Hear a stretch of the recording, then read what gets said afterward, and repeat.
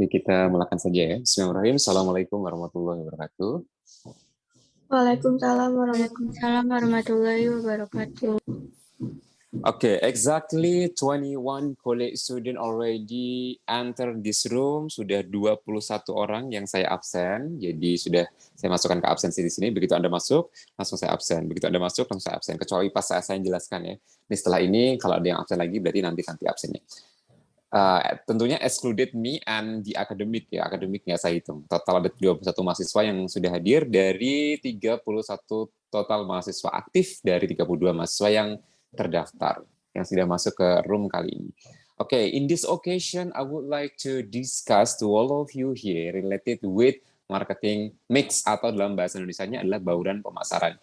Bauran pemasaran ini merupakan salah satu kunci utama dalam suatu pemasaran yang biasanya nih untuk skripsi terus sesuatu yang relate dengan pemasaran itu pasti ada yang namanya bauran pemasaran.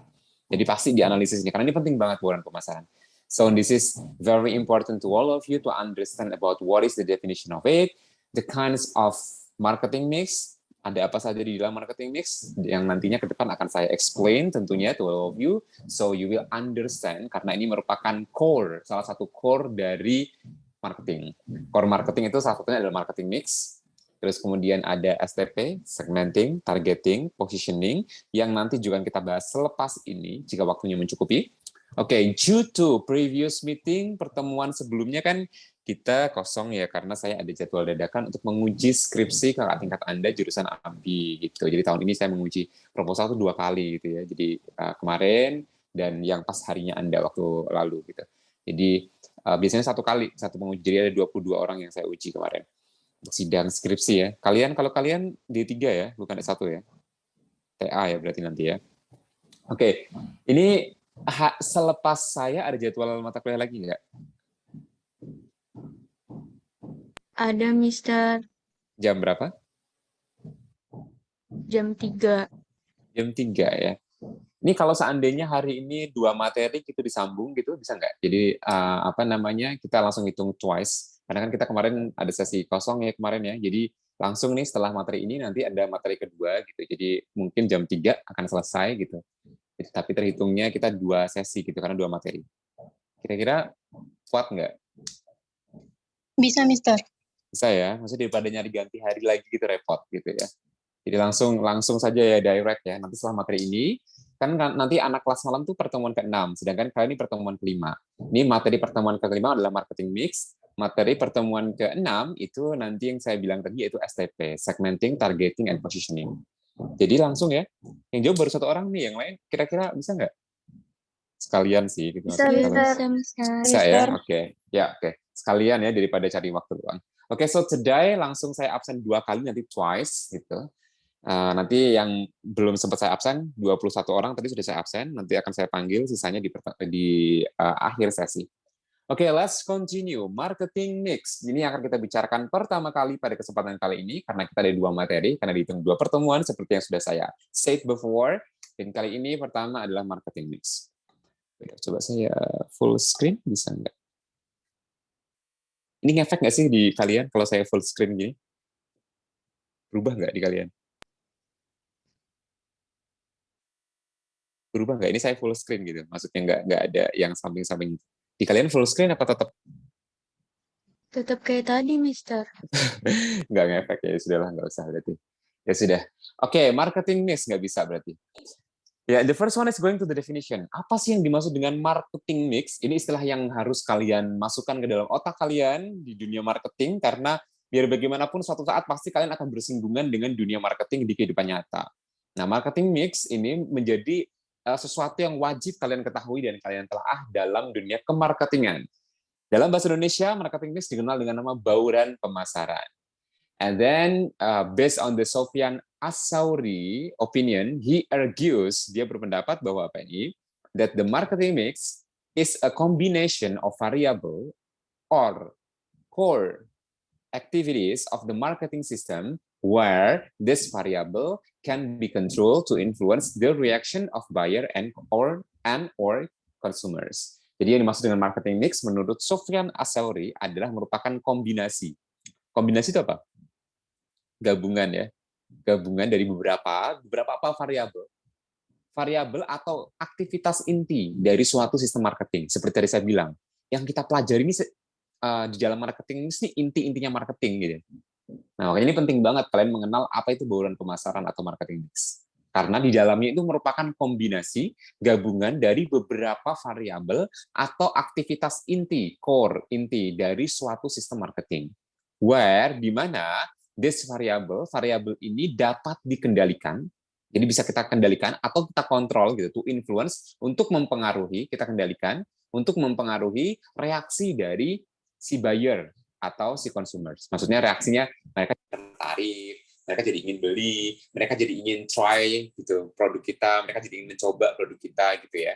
Nah, jadi apa namanya, ini menurut Sufyan Asy'ari itu tadi ya, marketing adalah merupakan kombinasi dari berbagai macam variabel atau aktivitas inti dari suatu sistem marketing, di mana variabel atau inti sistem marketing tersebut dapat dikontrol dan dikendalikan untuk mempengaruhi reaksi dari si buyer. Jadi kalau misalnya ditambah, ya bayarnya makin meningkat reaksinya. Kalau dikurangi, bayarnya makin berkurang reaksinya.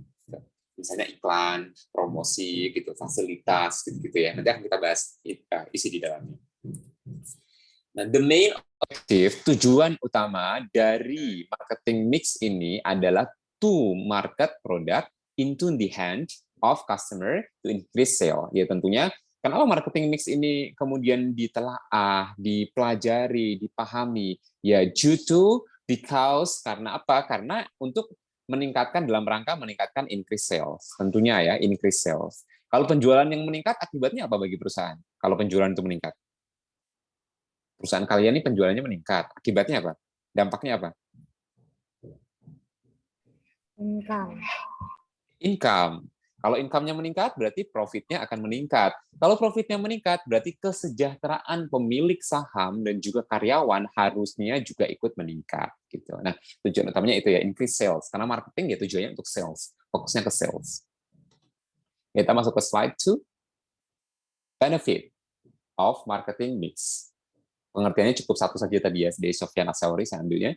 Apa sih benefit yang akan didapatkan dari suatu perusahaan ketika perusahaan tersebut mengoptimalkan si marketing mix ini? The first one is increase customer satisfaction.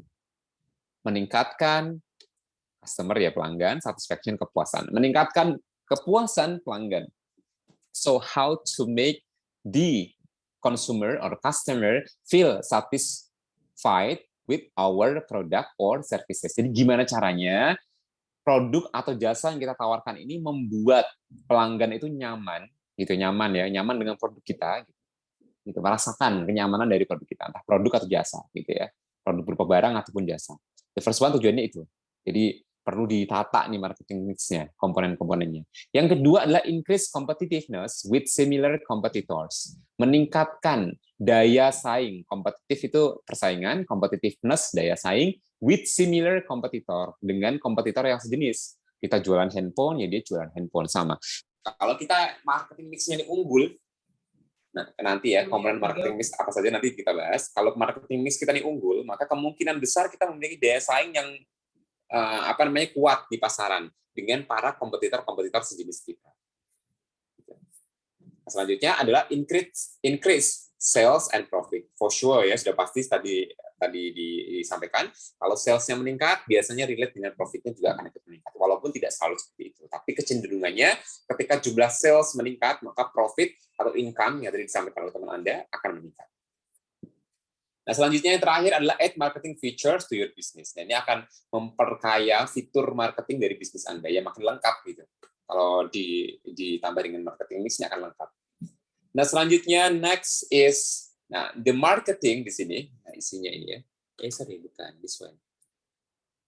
Marketing mix concept is a marketing strategy, is a combination of several important factors in marketing. Jadi sudah saya sampaikan ya, merupakan kombinasi dari berbagai macam faktor-faktor yang penting dalam menunjang marketing. Namanya marketing mix.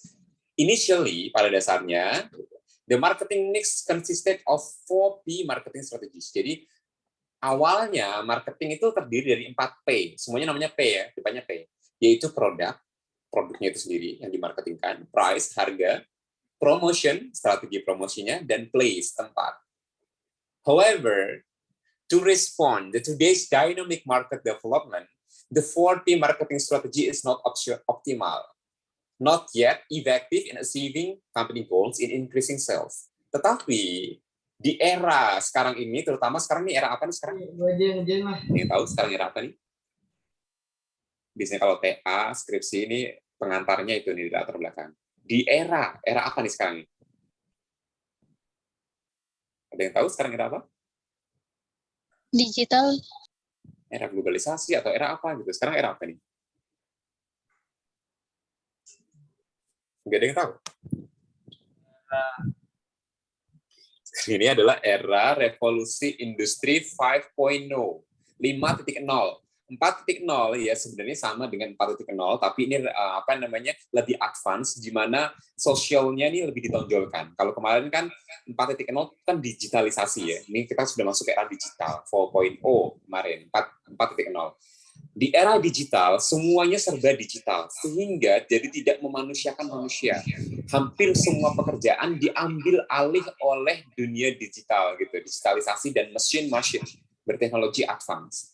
Nah, dengan adanya revolusi industri 5.0 ini mengharuskan kita para manusia ini bisa beradaptasi dengan the rapid changes situation, dengan situasi yang berubah dengan sangat cepat, yaitu era digital 4.0 gitu ya. Nah, sehingga di sini di era digital 4P marketing mix saja ini nggak cukup. Product, price, promotion, and place is not quite enough. Nggak cukup ternyata untuk memaksimalkan strategi marketing. Jadi nggak optimal ternyata. Tidak cukup untuk mencapai tujuan dan meningkatkan penjualan. Tujuan perusahaan dan peningkatan penjualan itu tidak bisa tercapai dengan hanya 4P. Maka dari itu si marketing mix di era digital ini ditambah lagi dengan 3P. Semuanya P ya. Apa itu? Nah, this one. Di marketing mix dan develop lalu kemudian dikembangkan by expert oleh para ahli dari 4P from 4P seperti tadi ya. Price, place, product, promotion. Ya harus urut sih.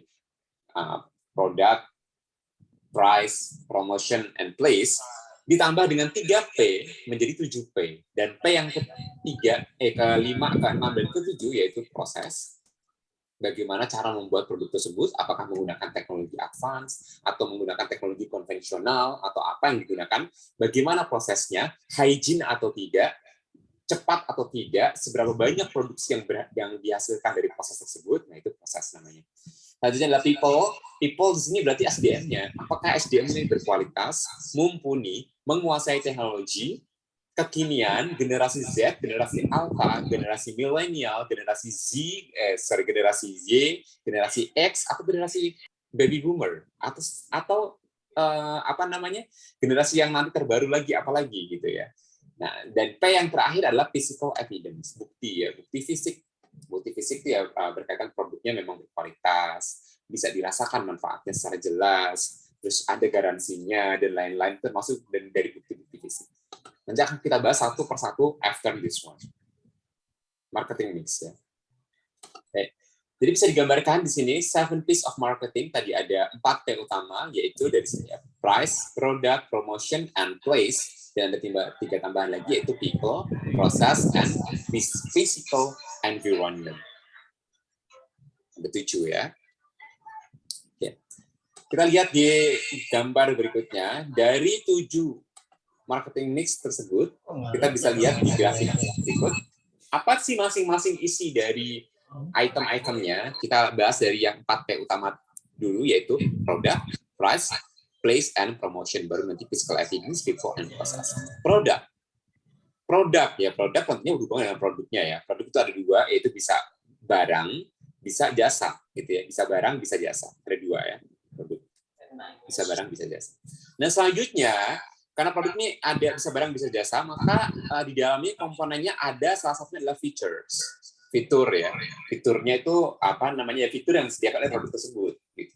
Ya kalau teknologi fiturnya ya misalnya kameranya, terus kemudian layarnya, sensitivitas layar, terus kemudian sound-nya apakah ngebass atau tidak, terus kemudian berapa RAM-nya, terus kemudian berapa memori internalnya dan lain sebagainya, namanya features ya.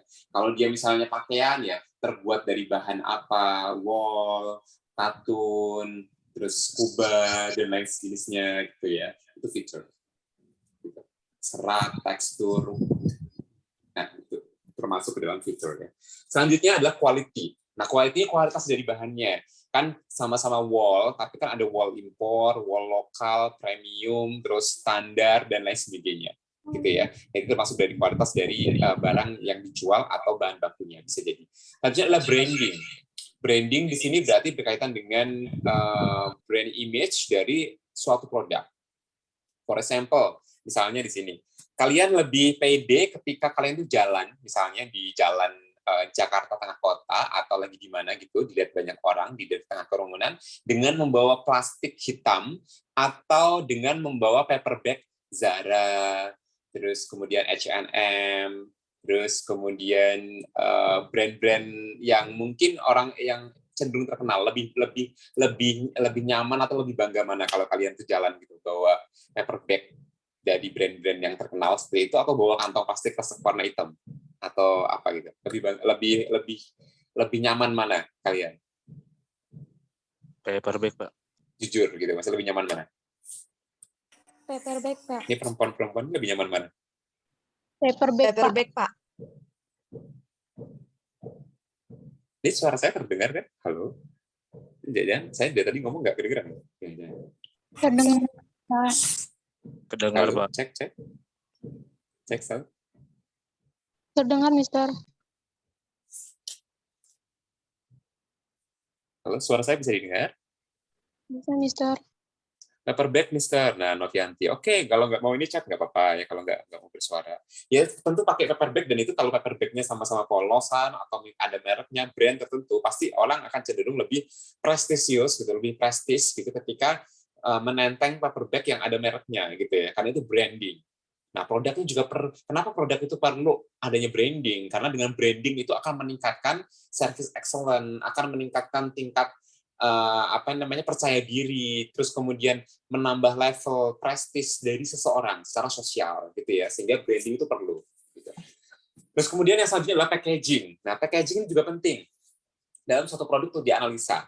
Apakah packagingnya kita menggunakan paper atau menggunakan glass atau menggunakan apa gitu yang mungkin menonjol atau mungkin menarik atau mungkin membuat orang lain bangga dengan packaging tadi ya, paper bag-nya itu bagus gitu, itu kan packaging juga. Terus kemudian rapih pengemasannya, warna-warni, colorful gitu ya, terus kemudian eye catching, enak dipandang mata dan lain sebagainya, itu bagian dari packaging gitu ya. Jadi harus diperhatikan juga selain produknya, packagingnya ini kan juga harus diperhatikan, yang tentunya input dalam untuk membungkus produk tersebut supaya lebih prestisius gitu ya, lebih menarik bagi orang yang membelinya. Selanjutnya adalah service di sini juga berkaitan dengan produknya, terutama di bagian jasa, terus kemudian produk juga bisa ya, service dari para tenaganya gitu ya, para tenaga penjualnya, itu juga termasuk ke dalam produk. Terus kemudian atau bisa jadi manfaat ya, nilai manfaat dari produk tersebut, servisnya itu, maksudnya produknya itu misalnya produknya adalah krim. Apakah krim tersebut memang benar-benar bisa mengencangkan kulit atau mungkin make your face itu free from jerawat misalnya, acne gitu ya, terus atau mungkin make your face glowing than before, lebih bercahaya gitu, lebih putih gitu, mencerahkan dan lain sebagainya. Jadi itu mungkin servisnya ya, termasuk dalam manfaat atau pelayanan yang didapatkan atau dihasilkan ketika membeli produk tersebut atau menggunakan produk tersebut. Selanjutnya yang terakhir adalah warantis. Ini berkaitan dengan produknya juga. Apakah ada garansi? Warantis itu garansi ya, jaminan pasca belinya nih ada nggak gitu dari produk tersebut. Jadi jaminan maksudnya halal misalnya, atau tidak menimbulkan efek samping, tidak menimbulkan jerawat, tidak menimbulkan alergi, gatal-gatal dan lain-lain. Nah, itu termasuk warantis. Nah, kalau misalnya elektronik ya, apakah ada service centernya nanti, gratis service keberapa dan seterusnya. Berikutnya adalah price. Nah, di dalam price, di sini nanti ada beberapa hal yang harus diperhatikan dalam price. Yang pertama adalah price strategy. Nah, price strategy di sini adalah strategi harga yang diterapkan. Apakah harganya dipukul rata untuk semua wilayah? Gitu. Misalnya semua wilayah itu harganya 20.000 Ya sudah untuk semua wilayah itu 20.000 semua untuk satu produk ini. Atau dibeda-bedakan. Di Papua karena di sana tuh karena ongkos kirimnya mahal dan lain sebagainya sehingga harganya di sana 37.000 bisa jadi. Tapi di Pulau Jawa karena pabriknya di Pulau Jawa, maka di Pulau Jawa semuanya harganya 20.000 sama. Gitu. Atau mungkin itu dari sisi lokasi ya, itu price strategy.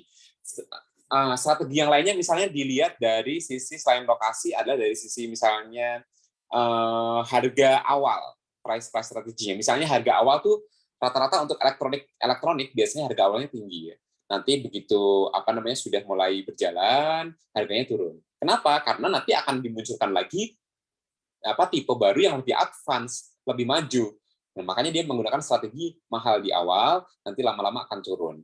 Atau dibalik, harga di awal itu rendah, setelah permintaan pasar itu tinggi, maka harganya jadi naik. Gitu. Contohnya minyak goreng. Kemarin harganya standar gitu. Ketika barangnya mulai langka, permintaan meningkat di bulan puasa, terutama permintaan sangat tinggi tentang minyak. Nah ini harganya jadi naik gitu. Nah ini termasuk strategi harga dari murah menjadi naik karena banyaknya permintaan. Itu termasuk ke dalam price strategy ya. Apakah murah menjadi mahal, mahal jadi murah, tergantung jumlah permintaan, atau seperti tadi di beberapa wilayah dibedakan, atau segmen-segmen tertentu dibedakan gitu. Di kelas mana, kelas mana. Jadi dibedakan berdasarkan kelas dan lain-lain. Itu namanya price strategy. Berikutnya adalah pricing. Nah, kalau pricing berbeda dengan price strategy. Kalau price strategy seperti tadi yang sudah saya terangkan ya. Kalau pricing itu lebih kepada berapa harga yang tepat.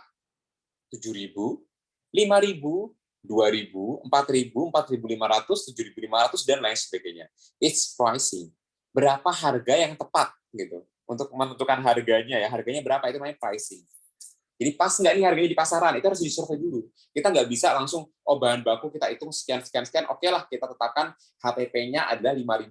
Kita ambil untung 50%, jadi kita jual 7.500. Karena harga modalnya 5.000, kita mau ambil 50% untungnya 2.500, berarti modal ditambah untung 2.500, marginnya 2.500, berarti harga jualnya 7.500. Ternyata setelah di pasaran nggak laku, karena menurut pasar kemahalan. Ya karena kita nggak mengukur dulu pasar tadi. Nah, strategi harga ini juga harus disinergikan dengan kemampuan atau daya beli pasar. Ya, pricing namanya itu. Berikutnya adalah allowance. Nah, ini karena ini nanti dalam bentuk PPT ya, kalian nanti rangkum sendiri, terjemahkan sendiri dalam bentuk Microsoft Word seperti biasa. Tugasnya kan membuat rangkuman ya, rangkuman translate-nya dalam bahasa Indonesia. Jadi nanti kalian bisa translate sendiri dalam bahasa Indonesia di Microsoft Word, tapi nggak usah di PowerPoint ya. Selanjutnya, kita masuk ke berikutnya yaitu allowance. Nah, allowance ini ya kayak kayak benefit yang akan kita dapatkan selain dari produk tersebut.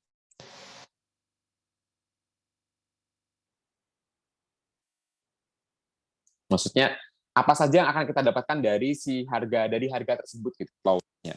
Gitu. Misalnya potongan harga, diskon di bawahnya termasuk allowance ya. Terus kemudian misalnya nilai manfaat apa yang didapatkan dari harga tersebut. Ini harus jelas. Misalnya allowance-nya gratis pemasangan, beli AC allowance-nya gratis pemasangan. Itu allowance. Dari harga segitu ini udah include loh Pak gitu. Misalnya beli laptop harganya 7 juta. Oh, itu sudah termasuk Windows-nya Pak gitu. Jadi harga originalnya 6 juta, Windows-nya 1 juta. Jadi sebenarnya harga aslinya 6,5 juta, tapi kalau pasang Windows di sini harusnya kalau di luar 1 juta, tapi kalau di sini include pembelian Windows-nya, pemasangan Windows-nya jadi 7 juta Pak, jadi Bapak hemat 500.000. Itu termasuk allowance ya. Jadi harga segitu dapat apa? Gitu. Apa yang benefit yang membedakan dengan produk yang lainnya, gitu, dengan pasaran yang lain, itu namanya allowance. Selanjutnya diskon. Nah diskon ini termasuk dalam strategi pricing. Apakah nanti tuh, kan tadi harganya mau dijual 7.500, naikin dulu jadi 9.000.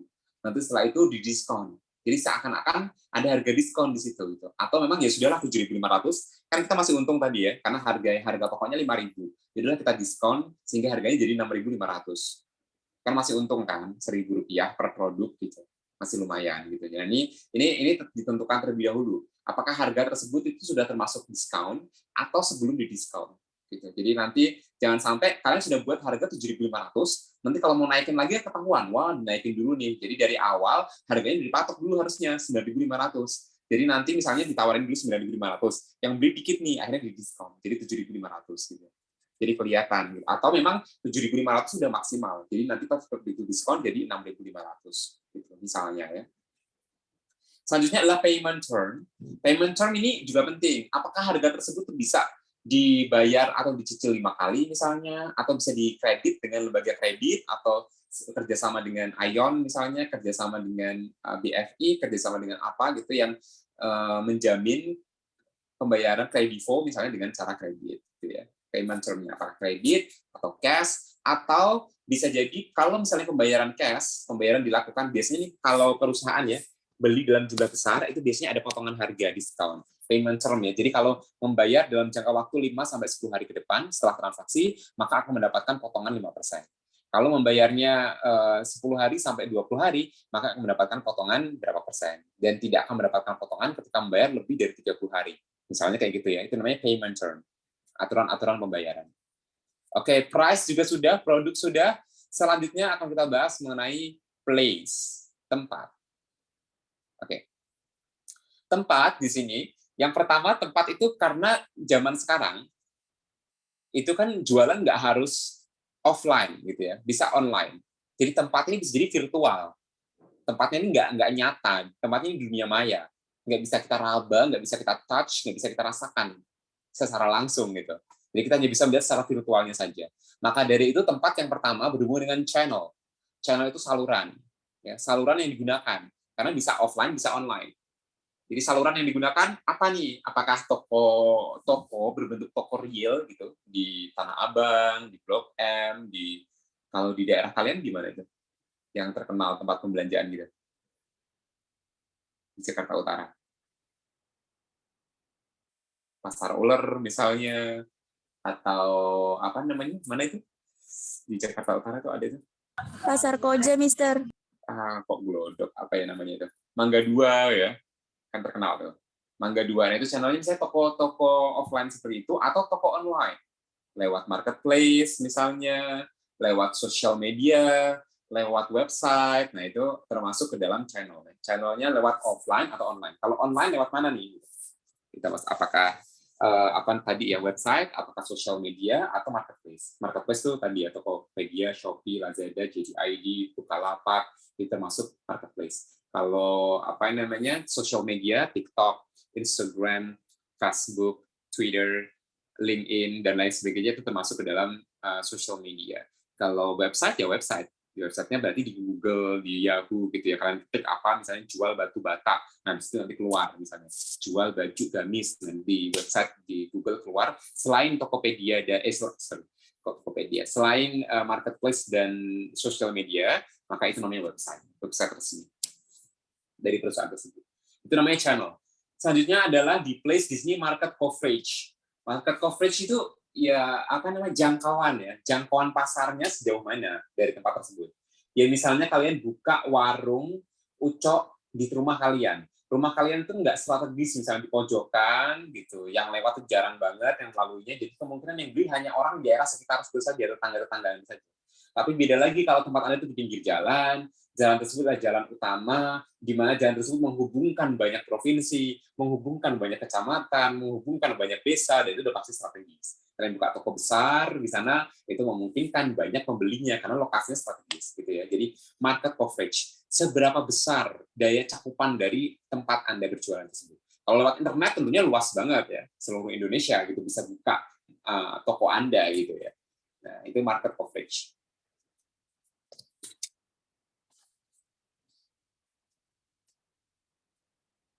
Oke, selanjutnya adalah assortment. Nah, assortment di sini adalah beragam-ragam gitu ya.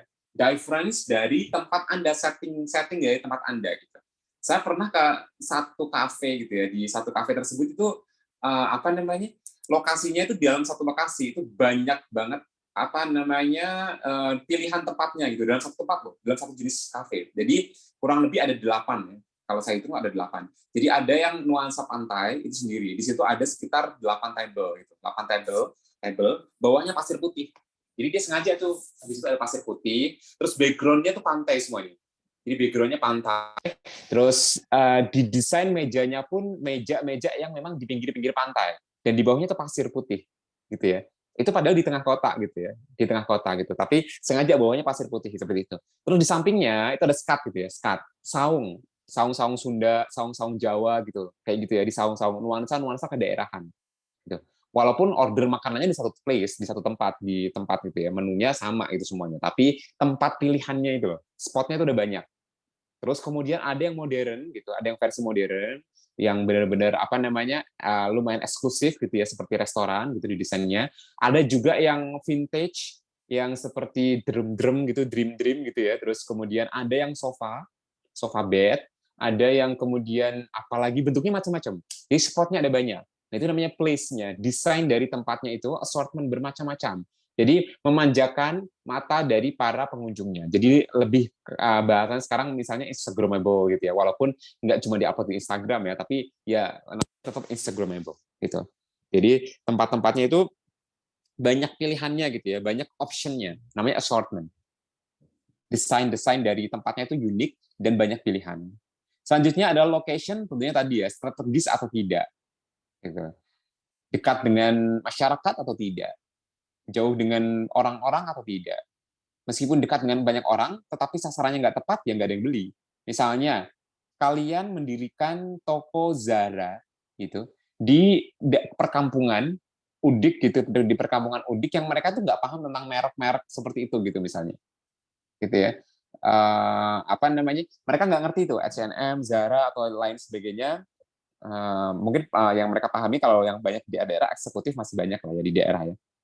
Nah, misalnya kayak tadi ya, brand-brand Italia atau brand-brand Amerika yang di brand fashion masuk ke daerah gitu. Harganya cukup fantastis gitu misalnya, harganya di atas 200.000 rata-rata, 200, atau mungkin di Ion ya banyak merek-merek Jepang yang harganya itu 1,8, 800.000 untuk satu item fashion baju lah katakanlah gitu, atau celana gitu. Nah, otomatis di sana kan aneh kok harganya segini, di pasar harganya bisa ditawar, terus kemudian harganya juga tidak semahal itu gitu ya. Jadi bisa jadi lokasinya strategis, dekat dengan perkampungan, tetapi tidak sesuai dengan sasaran pasarnya. Gitu. Ya kalau memang mau yang brand-brand bermerek, ya adanya di kota-kota besar, di mall-mall besar, di mall-mall biasa saja nggak ada gitu brand-brand seperti itu gitu ya. Itu adanya di mall-mall tertentu gitu ya.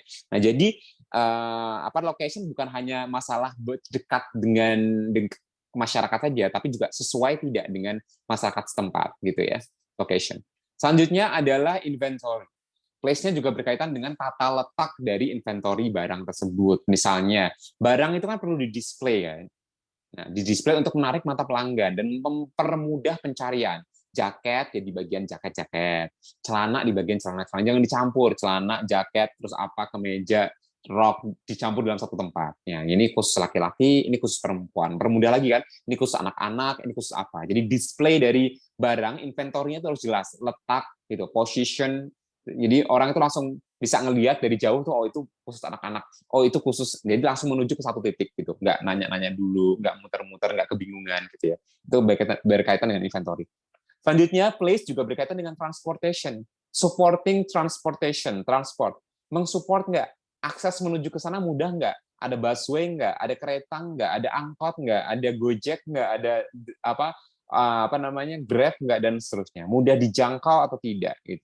Makin mudah dijangkau, maka akan makin terkenal. Misalnya Tanah Abang, itu stasiun pusat kan, dengan kereta mudah, dengan busway bisa gitu ke Tanah Abang. Banyak sekali akses angkutan biasa bisa, parkir juga bisa gitu. Dan yang bawa kendaraan pribadi entah itu car ataupun motorcycle gitu ya. Jadi transportasi yang menuju mengarah kepada tempat tersebut juga ikut menentukan suksesnya ya suatu bisnis. Selanjutnya yang keempat, P yang keempat, yang juga termasuk dari 4P inti, yaitu promotion. Promotion yang pertama adalah sales promotion, promosi penjualan. Buy one, get two, beli satu dapat dua. Gitu. Buy three, free one, beli tiga gratis satu. Buy one, get discount 20%. Gitu. Nah, ini termasuk strategi promosi. Promosi-promosi yang dilakukan di dalam sebuah event-event gitu. Jadi promosi itu biasanya penawaran produk yang biasanya menawarkan nilai manfaat lebih dibanding aslinya. Kalau biasa kan harganya 70.000. Nah, ini kalau promotion beda lagi. Promotion harganya bisa kena diskon atau dapat kupon nonton atau dapat tambahan apa, itu termasuk sales promotion ya. Jadi misalnya beli sampo gratis conditioner. Itu termasuk sales promotion. Kan dapat manfaat lebih yaitu conditioner. Terus kemudian apa lagi yang kayak gitu? Beli apa gratis apa gitu apa? Beli pasta gigi gratis sikat gigi. Beli apa namanya? Butter gratis wadahnya gitu ya. Tupperware gitu. Nah, dan seterusnya. Jadi ada macam banyak ragam promosi yang bisa dilakukan kayak tadi buy one get one, get two, terus discount, terus apa namanya kupon-kupon belanja gitu untuk kedepannya, terus kemudian stamp-stamp yang bisa dikumpulkan bisa ditukar dengan apa gitu, terus kemudian poin misalnya, cashback misalnya, terus kemudian seperti tadi yang saya sampaikan beli apa gratis apa gitu ya, produk yang lain yang menyertai dan lain-lain. Berikutnya, yang berkaitan dengan promotion adalah advertising. Advertising artinya periklanan. Jadi berhubungan dengan strategi iklan yang digunakan. Apakah dia iklannya adalah iklan banner, iklannya adalah iklan di social media, iklannya iklan melalui Google AdSense, iklannya melalui Instagram, social media, iklannya melalui billboard di pinggir-pinggir jalan, atau iklan melalui apa? Nah, ini strategi iklan periklanan ini harus kemudian diperhatikan dengan baik. Biaya berapa budgeting untuk masing-masing iklan harus diperhitungkan. Jangkauannya, cakupan luasnya, tepat sasaran atau tidak, hasil dari periklanan tersebut gitu ya. Jadi jangan sampai biaya iklan di TV kan mahal. Kalau hasilnya nggak sebanding, ya kita ganti dengan metode yang lain gitu ya. Kalau hasilnya sebanding ya nggak apa-apa. Kan misalnya untuk TV iklannya 2 miliar gitu untuk periode 5 bulan diputar terus di stasiun TV apa gitu, 5 miliar. Nah, sebanding nggak hasilnya gitu. Kita ukur kan pengeluarannya untuk iklan 5 miliar. Jadi pemasukannya harus lebih besar daripada itu. Gitu, nanti ya. Nah, oke, selanjutnya adalah public relation, hubungan kemasyarakatan. Ini juga bagian dari promosi ya. Misalnya, public relation ini misalnya ada, kan kalau kalian nih di BEM atau apa, atau waktu OSIS zaman SMA, kan suka minta sponsor gitu ya, kalau ada acara, apa tuh, yang perpisahan akhir tahun tuh namanya apa tuh? Kalau kalian sekolah itu lulus tuh namanya apa? Graduation tuh apa itu namanya? Pensi. Pensi. Nah, pensi atau apa kan suka minta dana dari sponsor ya. Nah, sponsor itu otomatis dia apa namanya akan mempromosikan produk mereka, gratis Coca-Cola, gratis kalau Ramadan tuh banyak tuh dulu zaman saya kuliah tuh ada ini. Pocari Sweat gitu ya. Itu banyak banget. Sudah gratis 10.000 Pocari Sweat. Kan lumayan. Kan untuk acara tablik akbar gitu. Dapat 10.000 Pocari Sweat gratis. Nanti masih dapat goodie bag dan seterusnya. Tentunya nanti kita dikasih selebaran iklan ya tentunya. Nah, itu kan dalam rangka promosi gitu. Nah, ini public relation. Terus selain itu juga selain acara amal, charity seperti tadi juga bisa mendanai apa namanya acara-acara tertentu atau mungkin memberikan fasilitas-fasilitas ya kepada sekolah misalnya membangun lapangan basket, terus kemudian membangun musola, membangun jalan dan seterusnya gitu ya. Itu dalam rangka charity-charity lain selain dalam bentuk produk atau mungkin uang, sumbangan dan lain-lain. Nah, ini public relation. Juga menjaga hubungan baik dengan berbagai macam pihak. Kan mempromosikan dalam rangka memperluas promosinya ya. Jadi public relation ini menjaga hubungan baik dengan berbagai pihak yang relate dengan si perusahaan tersebut. Dengan perbankan, dengan masyarakat sekitar, dengan supplier, dengan investor, dan lain-lain. Berikutnya yang terakhir yang relate dengan promotion adalah direct marketing. Direct itu langsung, marketing yang marketing. Marketing yang dilakukan secara langsung, face to face gitu. Kalian nawari langsung pada pelanggan kalian, promosi langsung gitu terhadap pelanggan kalian, penjualan dilakukan secara langsung, termasuk adalah bagian dari promosi. Oke, selanjutnya kita bahas 3P tambahan, yaitu proses, people, and the last is physical evidence, bukti fisik. Oke, yang selanjutnya adalah proses. Proses di sini tentunya ya kita sudah kebayang ya namanya proses. Berarti how to deliver from one point to another point. Proses dari memproduksi dari satu titik ke titik yang lain sampai barang tersebut sampai ke tangan konsumen. Itu namanya proses kan. Jadi prosedurnya, prosedur membuat produknya, mekanismenya, flow of activities-nya. Flow itu berarti arus ya. Flow itu arus aktivitasnya dari siapa ke siapa. Dari supplier pertama tentunya ya. Pesan bahan baku. Bahan baku dibawa ke gudang. Di gudang disortir, lalu kemudian dibuat barang setengah jadi. Barang setengah jadi diolah lagi menjadi barang jadi. Barang jadi ditaruh di gudang barang jadi. Di gudang barang jadi nanti akan didistribusikan kepada pengepul-pengepul atau distributor-distributor. Dari distributor-distributor ke wholesaler. Wholesaler nanti ke pengecer-pengecer. Pengecer-pengecer baru ke per orang gitu. Pengecer itu contohnya Indomaret gitu ya. Jadi pengecer itu artinya jual secara satuan gitu ya. Beli satu boleh gitu. Nah, ini namanya proses. Jadi apakah perusahaan memilih satu rantai maksudnya dua pelaku, misalnya dari produsen langsung ke konsumen, langsung dijual langsung ke konsumen, atau melalui wholesalers, atau melalui distributor baru ke wholesalers, atau melalui rantai lainnya lagi tadi kayak pengecer dan lain-lain. Jadi berapa pihak yang terlibat dalam proses barang dari mulai bahan baku sampai barang ke tangan konsumen itu namanya proses. Ya, prosedurnya, mekanismenya, flow of activities-nya gitu ya. Apakah prosesnya ini menggunakan mesin teknologi terbaru dan lain sebagainya. Itu termasuk dalam proses. Mekanismenya tadi ya, diolahnya dengan mesin apa, berapa kecepatannya, hasil mutu produknya bagus atau tidak. Nah, ini termasuk bagian dari proses. Selain tadi ya, selain proses distribusi barangnya, juga termasuk proses dalam pembuatan barangnya.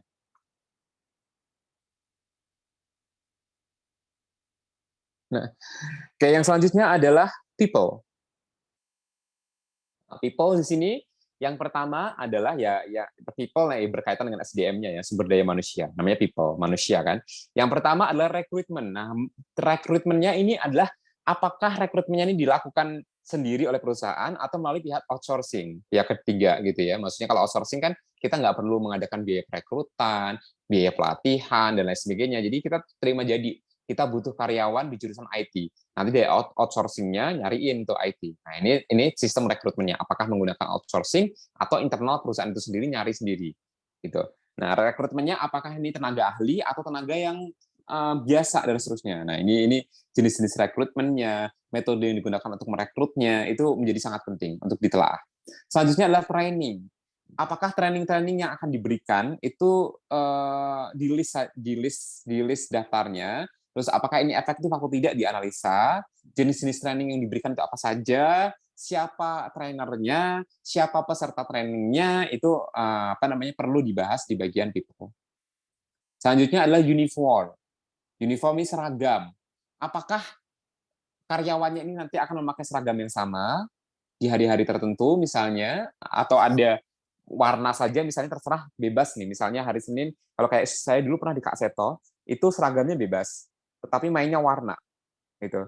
Jadi hari Senin misalnya ungu, Selasa pink. Jadi nggak boleh nolak meskipun laki-laki harus pakai pink. Mau nggak mau kita harus punya semua warna gitu. Karena memang di divisi saya tuh mainnya warna gitu misalnya.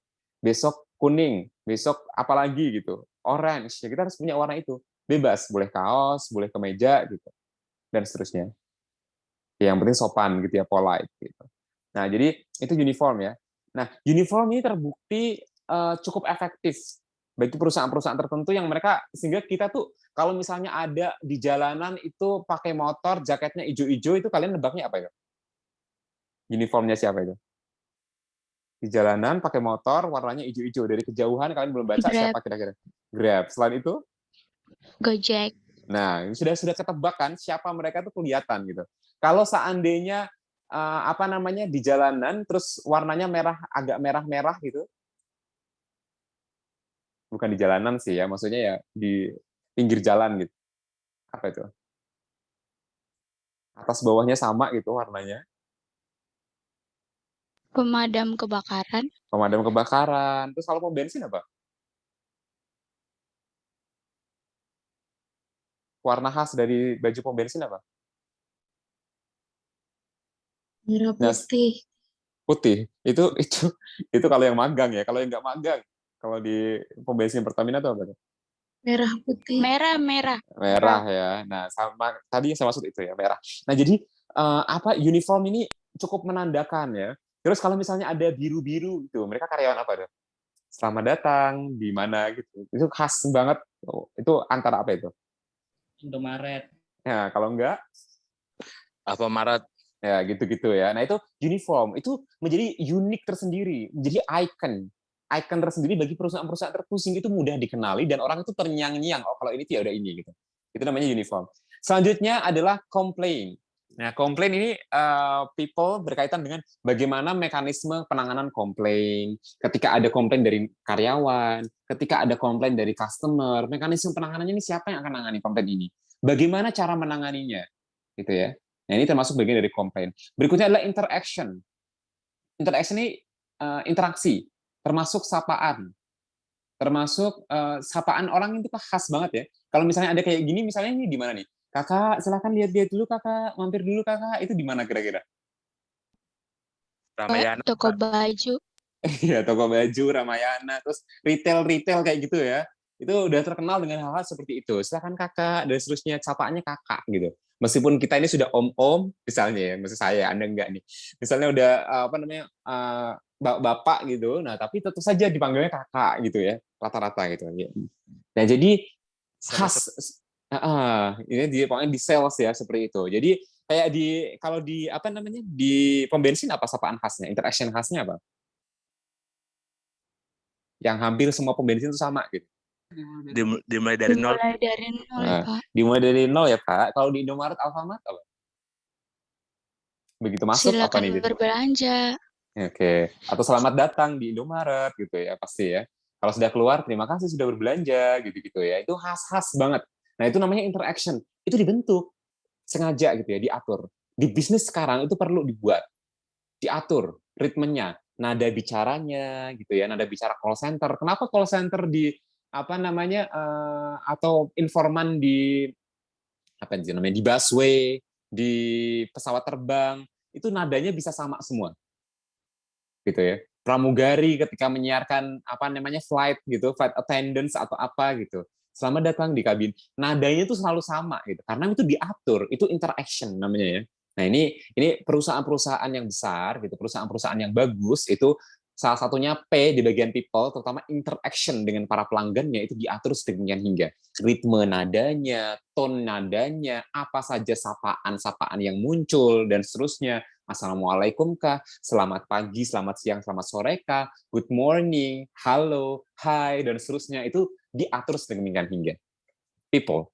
And then the last, yang terakhir adalah physical evidence, bukti fisik. Bukti fisik yang pertama bisa dilihat dari facilities. Fasilitas, jelas itu, terlihat ya. Kalau misalnya fasilitasnya lengkap banget, kalian datang ke kampus misalnya, datang ke BINUS University, atau kalian datang ke Prasmul, Prasetya Mulia, atau kalian datang ke UMN, Universitas Multimedia, atau kalian datang lagi ke UPH, ya, yang universitas-universitas yang bonafit Pak ya, Trisakti, terus yang memang mahal, terus kemudian dianggapnya keren gitu, Yarsi misalnya.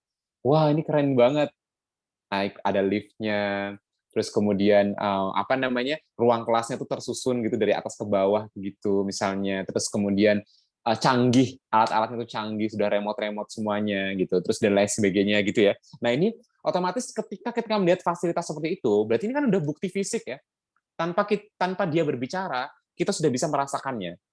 Nah, itu namanya fasilitas. Sama ketika kalian berbelanja di toko konvensional, sama berbelanja di toko-toko yang bonafit gitu. Kalian beli jam tangan, Rolex, di toko Rolex-nya. Udah pasti beda banget. Kalian masuk saja udah kayak, wah gitu. Langsung beda banget iklimnya, suasananya gitu. Udah beda banget gitu. Ini fasilitas. Jadi itu bukti fisik, itu menjadikan produk tersebut tidak perlu banyak berbicara. Karena sudah ada kelasnya gitu mereka ya. Kita sudah bisa merasakan sendiri gitu. Ketika masuk ke sini atmosfernya bagaimana, masuk ke sana atmosfernya bagaimana. Jadi fasilitas itu sangat mempengaruhi. Kalian masuk ke kafe, settingnya bagus banget, dingin AC-nya, view-nya bagus. Jadi kalian belum lihat menu nih, tapi kalian sudah bisa memprediksikan, wah di sini nih harganya sekian. Gitu. Oh di sini nanti kayak gini kurang lebih, bayangannya sudah kebayang-bayang. Karena fasilitas yang bisa dilihat oleh mata kita, bisa ditangkap oleh sense indera-indera kita, itu apa namanya akan menjadi bukti fisik, gitu. Bukti fisik yang menjadikan orang itu semakin yakin terhadap produk kita. Nah kalau misalnya tempatnya kumuh, bau dan lain sebagainya, aduh ini udah nggak meyakinkan. Jadi kalau harganya mahal ya say no ya, karena tempatnya udah kayak gitu, kumuh, bau dan seterusnya gitu. Selanjutnya adalah design of livery-nya, equipment, furniture, artifak, dan lain-lain ya. Pokoknya berkaitan dengan yang bisa dirasakan lah ya, equipment, peralatan, furnitur ya, yang mendukung di samping-sampingnya gitu, mejanya, tata letaknya, dan lain sebagainya, artifak-artifaknya gitu. Nah, ini yang berkaitan dengan apa yang bisa physical evidence, intinya bukti nyata yang bisa dirasakan oleh si pelanggan ya, yang bisa dilihat, diraba, dirasakan gitu oleh mereka. Bukti fisik, namanya fisik berarti jelas ya, bukan jasa, tapi fisiknya yang dilihat gitu. Oke, kurang lebih sebenarnya sudah saya terangkan di sini ya, di nomor 6. Tapi ini saya terangkan lagi di sini ya, produk itu apa, price itu apa, terus kemudian promotion apa, place, proses, dan seterusnya. Tapi nggak usah sih ya, karena sudah saya terangkan di atas tadi. Nanti mungkin sedikit-sedikit saja deh, saya bahas sedikit. Karena dari grafik ini saja tadi sudah terangkum semuanya sebenarnya. Jadi intinya ada di sini tadi ya. Di sini nih. Tapi coba barangkali ada sesuatu yang berbeda. Produk. The product concept equation is an object in marketing and business. Business ya, oke. The main point is that you must pay attention to the business product that you offer must be accepted by the consumers. Jadi yang terpenting di bagian produk, gimana caranya produk ini harus bisa menarik perhatian customer sehingga penawaran Anda ini bisa diterima dengan baik oleh customer. Tujuan produk itu tadi ya. Jadi tadi dengan adanya fitur lengkap, branding, packaging, service, jaminan, kualitas, gimana caranya dengan itu semua produk kita diterima dengan baik oleh customers. Jadi product research is very important to support the success of your business so that the product you offer can satisfy the consumers. Jadi sebelum kita meluncurkan produk, alangkah lebih baiknya kita itu melakukan survei terlebih dahulu terhadap produk kita. Contohnya, sebelum kita luncurkan, testernya ini kita bagikan dulu ke orang-orang secara gratis. Supaya mereka bisa merasakan produk kita atau menggunakan produk kita, nyaman atau enggak ketika dipakai. Ternyata gatel-gatel, ternyata enggak nyaman. Setelah dicuci sekali, ternyata luntur.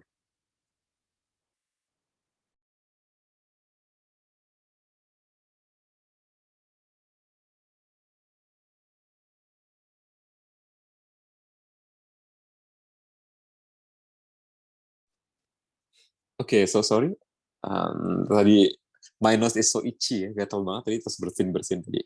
Jadi saya mute dulu tadi sementara.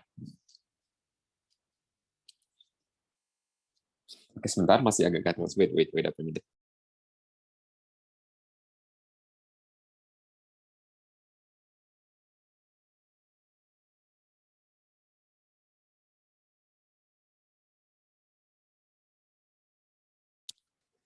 Oke, jadi tambahannya ini ya di bagian produk ya. Jadi di bagian produk itu perlu dilakukan survei terlebih dahulu sebelum produk kita ini diluncurkan ke pasaran bebas gitu. Tadi ya lewat tester-testernya dulu. Kalau kosmetik ya apakah nanti ini akan menimbulkan allergic reaction, reaksi alergi di muka kita, jadi jerawatan, jadi beruntusan, merah-merah, kayak kebakar gitu, kayak udang rebus misalnya dan lain-lain.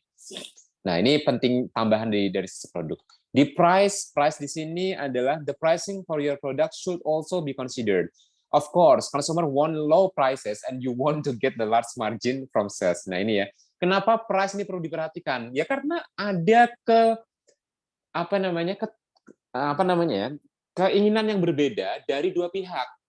Customers, mereka menginginkan harga yang murah tentunya. Dengan kualitas yang bagus. Tetapi kita sebagai penjual, kita mengharapkan keuntungan yang besar. Kalau keuntungannya besar, otomatis harganya jadi naik, lebih mahal gitu.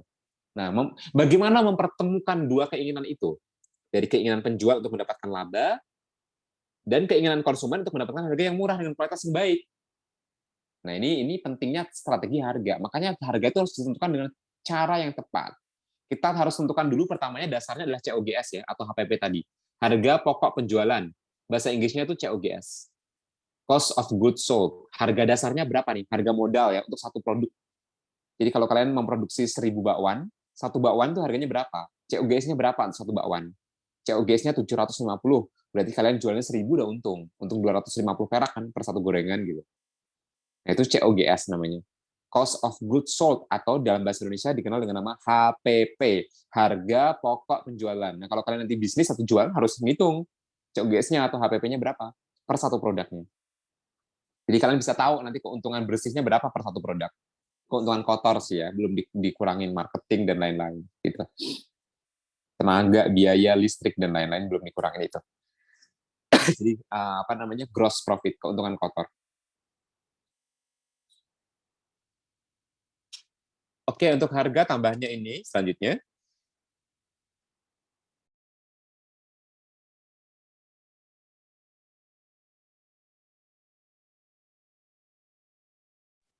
Oke, selanjutnya di bagian promotion. Promotion is the activity of disseminating or spreading information about your business product. Jadi promosi ini adalah aktivitas atau kegiatan untuk disseminating atau spreading, menyebarluaskan informasi tentang produk Anda. Namanya promosi. Jadi promosi itu tujuan utamanya adalah memperkenalkan produk Anda, menyebarluaskan informasi yang relate dengan produk-produk yang Anda tawarkan. Promotion can be in the form of suggestion. Jadi promosi itu bisa dalam bentuk sugesti. Oh, kamu sugesti atau sugesti itu ya ini ya, mengsugesti orang lain untuk mengikuti kita, namanya sugesti. Atau influence, mempengaruhi, pengaruh, persuade, mengajak gitu, mempengaruhi ya. Persuade, mengajak, remind, mengingatkan konsumer terhadap produk yang kita tawarkan. Jadi bisa dalam bentuk mengingatkan, bisa dalam bentuk persuasi, atau bisa dalam bentuk influence, atau bisa dalam bentuk suggestion. Influence atau suggestion itu contohnya gini nih, tukang bakso tuh banyak nggak sih tukang bakso yang bilang, Pak, bakso Pak, beli bakso Pak, banyak yang bilang kayak gitu nggak, tukang bakso keliling itu? Banyak nggak yang bilang kayak gitu? Enggak kan? Apa yang mereka lakukan untuk menjual bakso mereka keliling? Sehingga pelanggan tahu, oh itu jualan bakso gitu. Ciri khasnya apa biasanya menjual bakso? Mukul Ketok mangkok. mangkok. Nah, mukul mangkok kan, mereka nggak bilang bakso gitu, jarang. Tapi mereka cukup pukul mangkoknya atau irama-irama tertentu, dan kita tahu bahwa itu adalah bakso. Nah, biasanya ini akan sangat efektif ketika ini di musim hujan-hujan, gerimis-gerimis gitu, lewat depan rumah kalian gitu, teng teng teng teng teng teng, yang tadinya tuh kalian tuh pingin apa, tiba-tiba bakso aja lah, anget-anget, sugesti. Hanya dengan pukulan pertemuan bunyi, resonansi bunyi yang dihasilkan dari pertemuan antara sendok dengan mangkok, menghasilkan bunyi-bunyi tertentu yang mampu mengsugesti pikiran Anda, alam bawah sadar Anda, bahwa Anda tiba-tiba terangsang untuk lapar gitu, dan menginginkan sesuatu yang hangat-hangat, yaitu berupa bakso. Nah, ini sugesti ya. Tanpa dia itu ngomong langsung, tapi mempengaruhi kita gitu. Atau orang tuh makan es krim enak banget gitu di depan kita, enak banget nih gitu. Dia nggak nawarin kita, tapi dia cuma ngomong kayak gitu doang sambil pamerin. Gitu. Pernah nggak sih kalian tersugesti akan makanan atau produk tertentu dari orang yang menggunakan produk tersebut? Pernah nggak? Entah itu baju, es, pernah ya pasti ya. Lihat orang makan apa, pingin gitu kan. Jadi pingin beli gitu. Lagi orang makan seblak, orang itu nggak nawarin Anda, tapi ada yang lihat orang makan seblak, kayaknya enak banget, keringatnya bercucuran, pedes-pedes gitu dan seterusnya, kayaknya enak banget nih gitu. Jadi besok Anda beli seblak tersebut, walaupun orang tersebut nggak nawarin Anda, penjualnya nggak nawarin Anda, tapi Anda hanya lihat di pinggir jalan orang makan seblak di tempat tersebut gitu. Kok kayaknya enak banget gitu. Besok Anda cuma cobain gitu seblak tersebut. Namanya sugesti. Influence, pengaruh juga sama ya, pengaruh. Persuade, kalau persuade kan ajakan ya, ini diajak, beli dong. Yang tadinya Anda itu nggak niat beli, jadi pengen beli karena nggak enak sama teman. Tadinya nggak enak, ternyata rasanya enak, ternyata produknya bagus, besok beli lagi gitu. Nah, ini persuade ya. Oke, ini tambahannya untuk di bagian promotion. Nah, ini promotion saat ini juga sudah di era digital, jadi promotion lebih banyak dan lebih mudah dilakukan dengan menggunakan media digital. Tambahan di bagian promotion. Selanjutnya adalah place, tempat, location. Place or location of marketing is equally important in marketing strategy. Jadi place atau lokasi ini penting banget di bagian strategi marketing. Kenapa ini penting? Place is a distribution channel. Oh, tadi sudah ya. Nah, ini biasanya kalau startup, tambahnya di sini nih. Startup ini biasanya dapat membuka toko di marketplace. Jadi bisa buka toko online ya. Enak untuk startup sekarang itu tidak perlu toko offline. Biayanya lebih mudah, lebih murah gitu ya, dan lebih mudah. Karena Anda cukup memakai aplikasi yang ada di handphone Anda atau laptop, PC gitu untuk memulai bisnis Anda. Jadi Anda bisa membuka gerai dari handphone Anda atau dari laptop Anda. Jadi dari rumah Anda bisa bekerja. Jadi manapun sambil liburan pun bisa gitu ya. Dagang, jualan gitu. Di place-nya nggak harus tempat tempat nyata gitu ya. Oke, ini place. Proses sama seperti tadi ya. Terus kemudian people-nya sudah kita bahas juga tadi di depan, dan physical evidence. Oke, I think it's quite enough untuk materi pertama. Nanti kita akan lanjutkan materi kedua, tapi terlebih dahulu akan saya share Saya absen terlebih dahulu ya, yang belum saya absen tadi.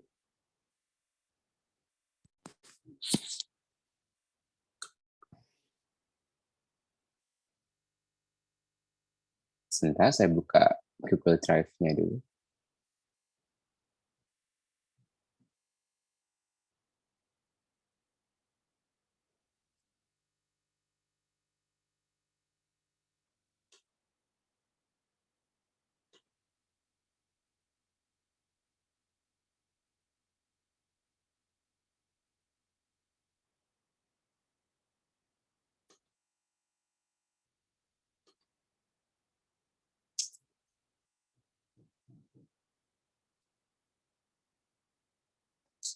Sebentar ya, tadi sudah saya absen. Jadi absen langsung 2 kali ya ini ya. Karena kita 2 materi. Tapi tunggu dulu, ini masih progress.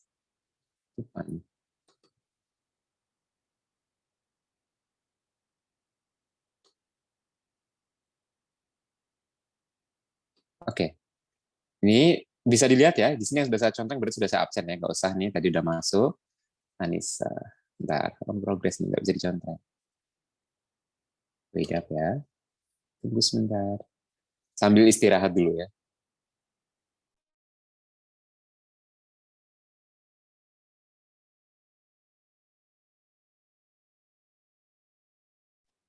Kita tunggu sebentar ya, ini unresponsive soalnya.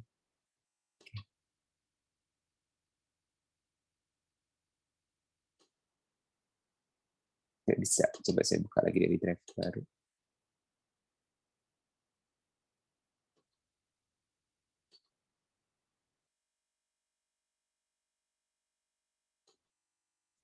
Oke, saya panggil-panggil dulu saja ya sambil nunggu ini. Untuk Edo, hadir? Edo?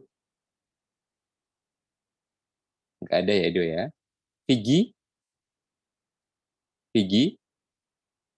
Vigi Ignatius? Nggak ada. Hadir, Pak. Siapa ini? Saya Tigas Matus. Oh, Vigi ya. Vigi Asmatus. Oke. Siap. Virial? Virial hadir? Hadir, Pak. Oke, Virial hadir. Tunggu sebentar ya, ini loading lama sekali ini. Sambil rehat dulu sebentar, baru masuk materi kedua. Allahu Akbar, ini kenapa lama sekali?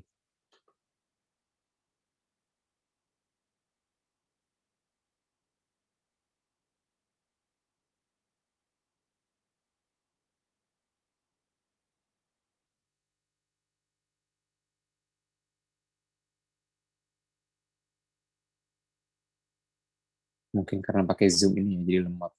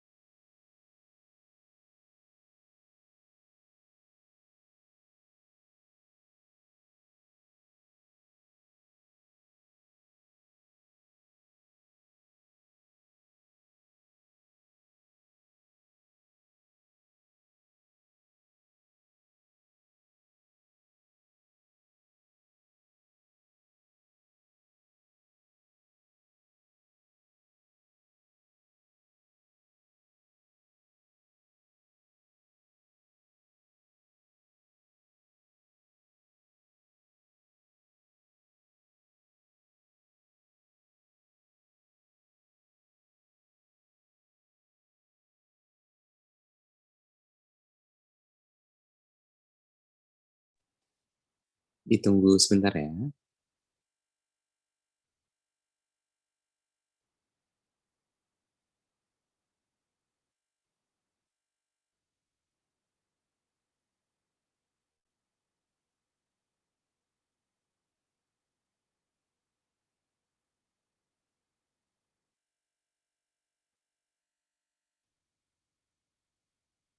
Coba kalau saya stop share ya, coba ya.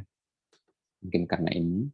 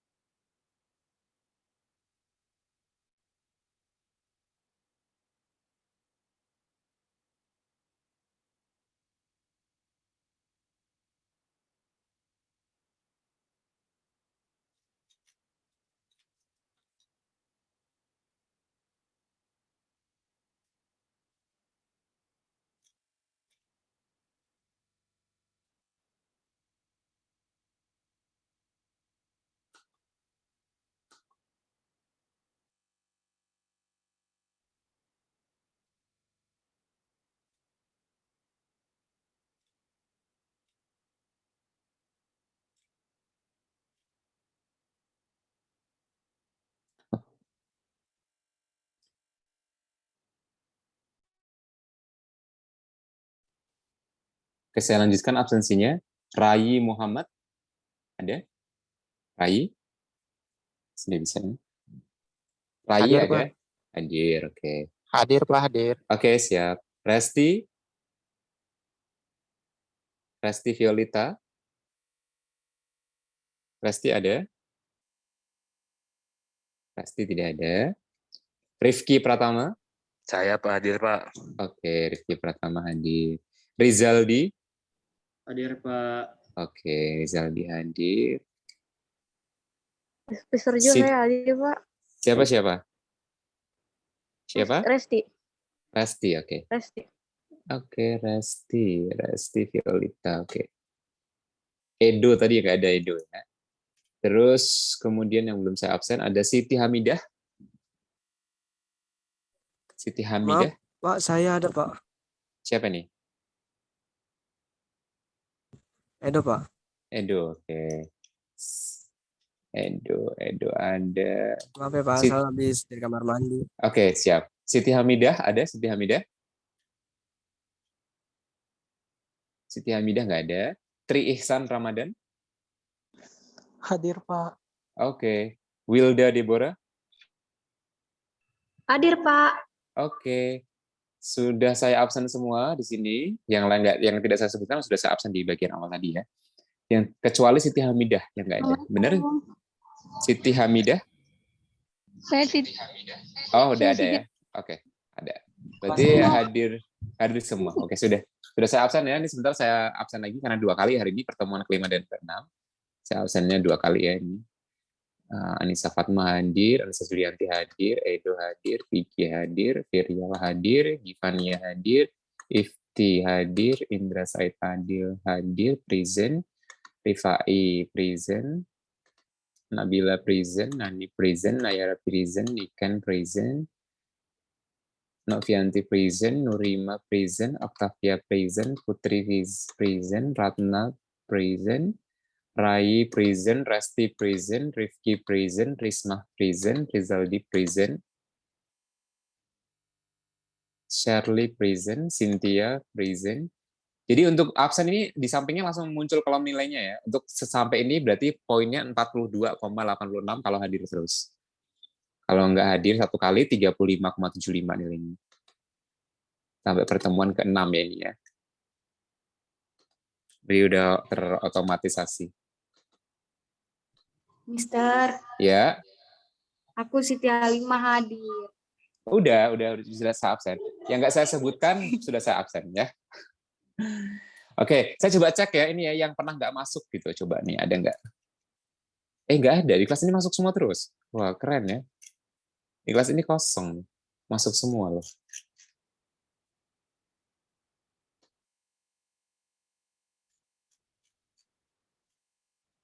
Oke, tidak ada berarti nilainya semuanya sama berarti 42,86. Bagus, berarti kelas ini rajin-rajin ya, masuk semua terus.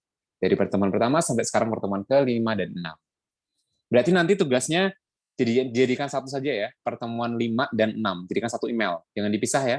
Nanti di hashtagnya tugas 5 dan 6. Gitu. 5 itu tentang tadi, marketing mix, dan 6 nanti materi yang akan nanti saya terangkan, yaitu tentang STP, segmenting, targeting, and positioning. Oke, kita masih punya waktu sekitar 32 menit maksimal, karena jam 3 kalian harus pindah ya. Saya share screen selanjutnya. Zoom. This one. Share screen. Segmenting.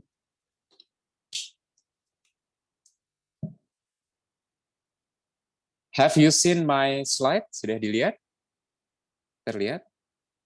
Sudah, Mister. Oke, saya lanjutkan ya. Ini materi kedua, pertemuan ke-6 ini ya. Segmenting, targeting, positioning.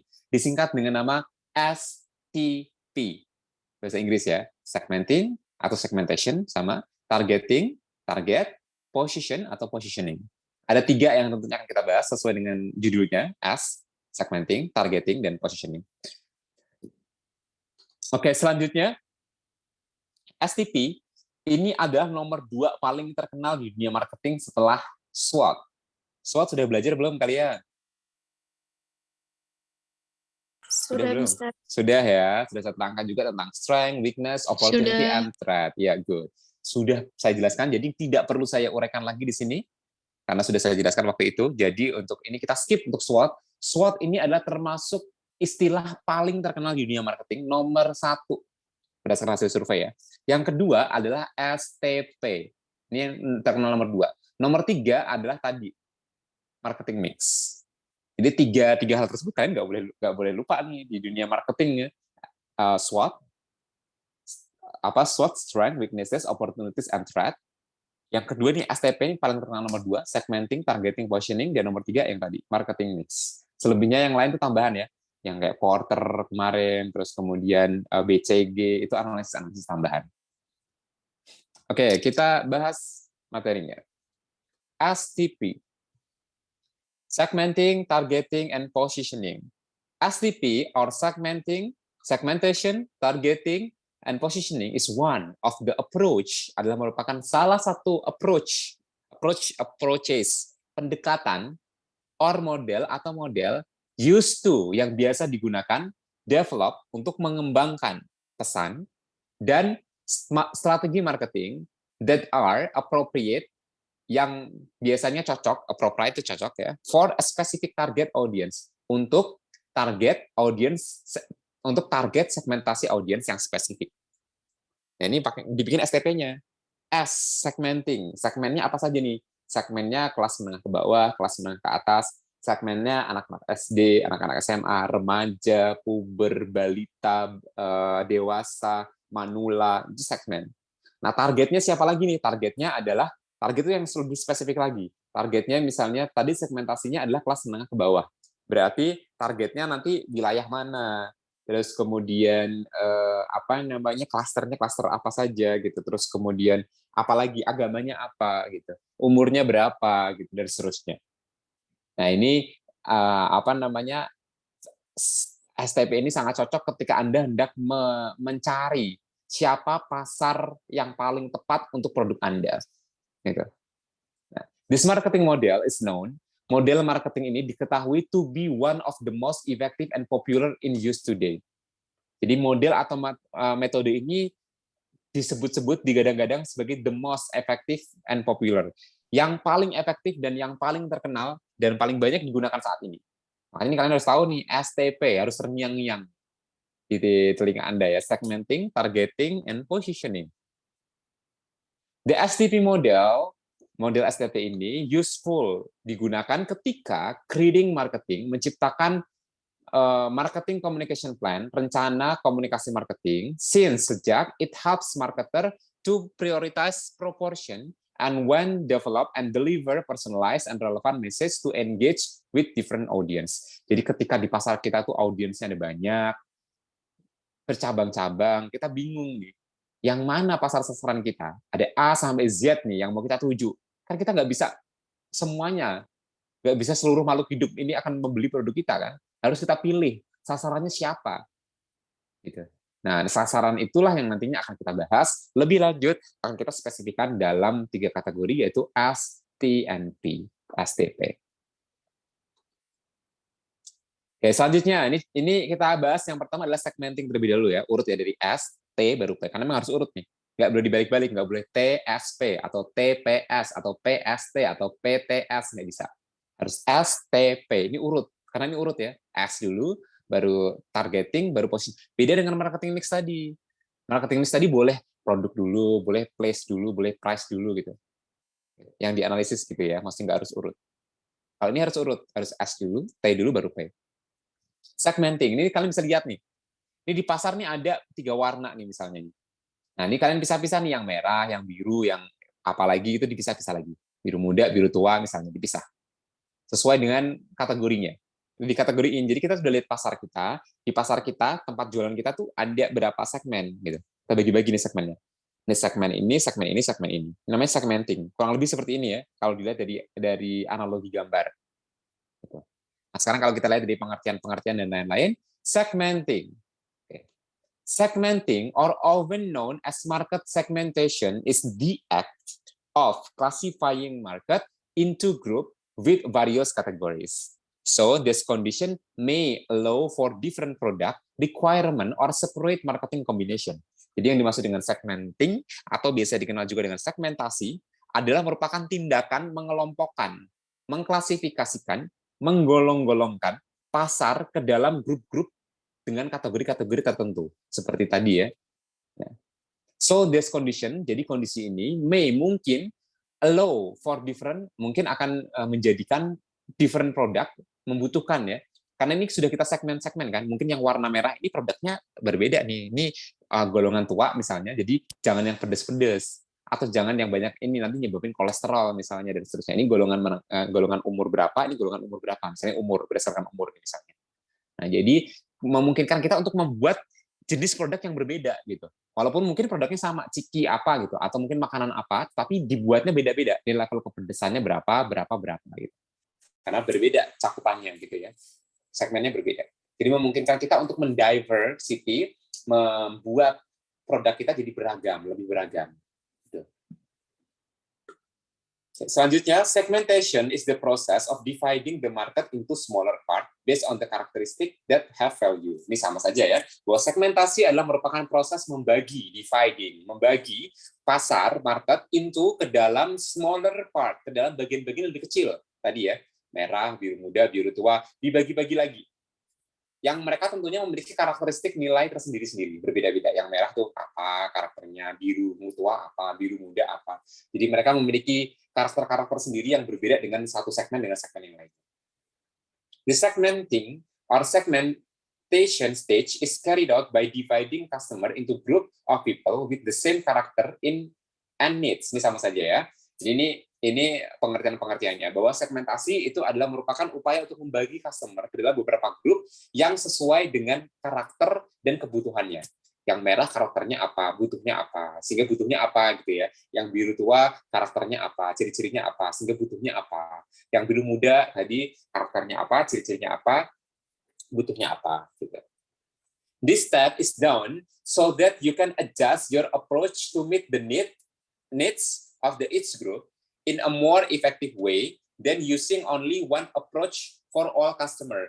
Apa fungsinya? Fungsinya adalah ketika step ini berhasil dilakukan dan gitu ya, ini akan mempermudah Anda untuk melakukan perubahan-perubahan, adaptasi-adaptasi, pendekatan yang cocok pada masing-masing segmen. Yang tentunya masing-masing segmen itu tidak bisa kita pukul rata menggunakan pendekatan yang sama untuk semua konsumen. Beda. Nah, fungsinya segmentasi itu supaya pendekatan kita itu tepat.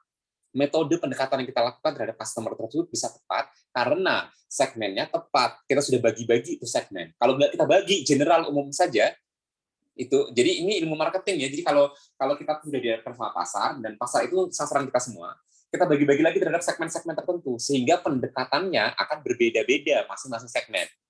Karena pendekatannya nggak bisa kita pukul rata, sehingga strateginya akan berbeda, gitu ya, tiap-tiap segmen.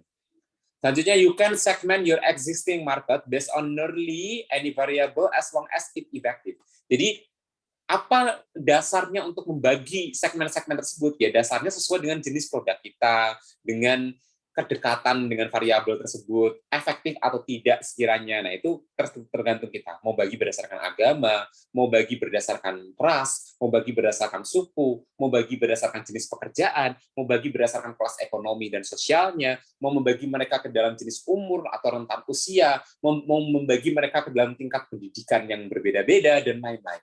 Itu terserah kita. Tergantung dari produk kita dan terserah dari tim marketingnya mau mengsegmentasi pasar kita ini berdasarkan apa kategorinya, gitu ya. Nah, variabel segmentasi itu ada banyak, gitu.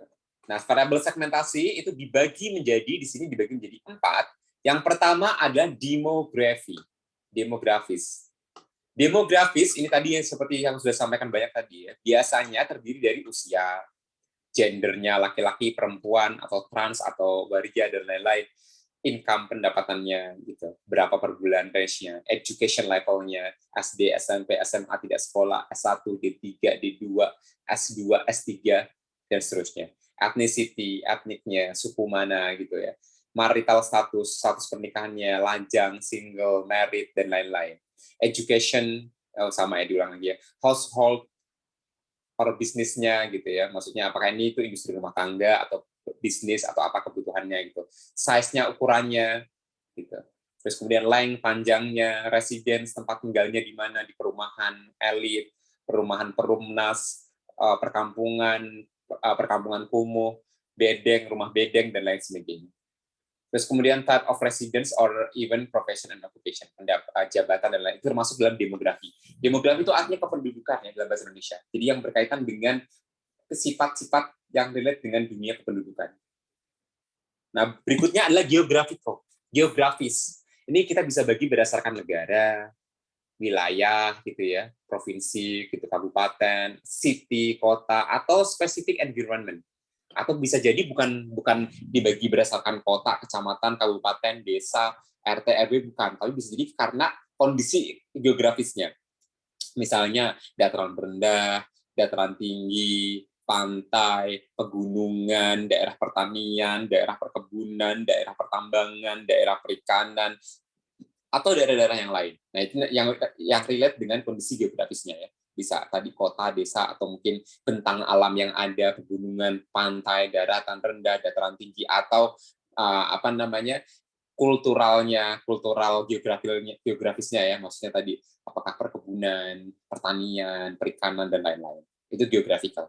Yang ketiga, segmentasi juga bisa didasarkan pada psychographical. Segmentation berdasarkan psikografik ini adalah based on contohnya misalnya personalities, value, nilai yang dianut, lifestyle. Nah, ini misalnya ya, orang-orang di daerah perkotaan, oh ini lifestyle-nya gayanya kayak gini. Kita bagi-bagi nih. Orang yang lifestyle-nya apa, gaya hidupnya seperti apa, hedon, sederhana, agamis, gitu, terus kultural, dan lain-lain.